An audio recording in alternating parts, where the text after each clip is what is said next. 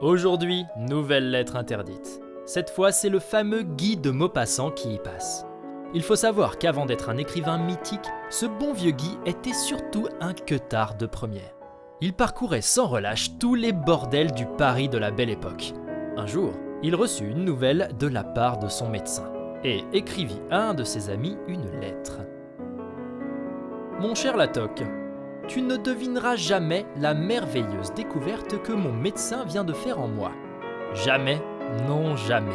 Comme mes poils tout à fait tombés ne repoussaient pas, que mon père pleurait autour de moi et que les lamentations de ma mère venaient d'Étretat jusqu'ici, j'ai pris mon médecin au collet et je lui ai dit « Bougre, tu vas trouver ce que j'ai ou je te casse !»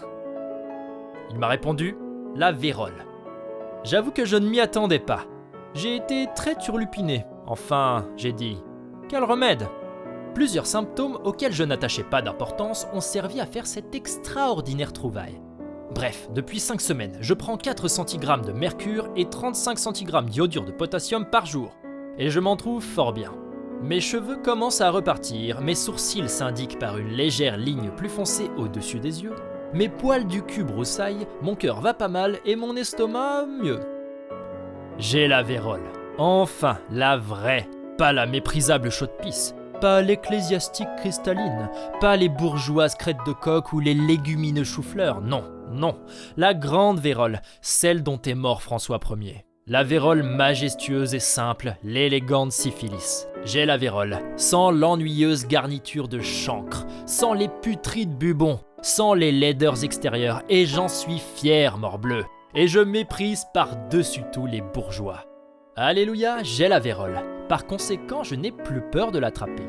Et je baise les putains des rues, les roulures des bornes, et après les avoir baisées, je leur dis « J'ai la vérole !» Et elles ont peur, et moi je ris, ce qui me prouve que je leur suis bien supérieur.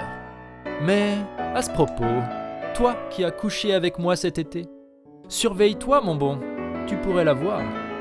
Ah, sacré Guy. Toujours le mot pour rire.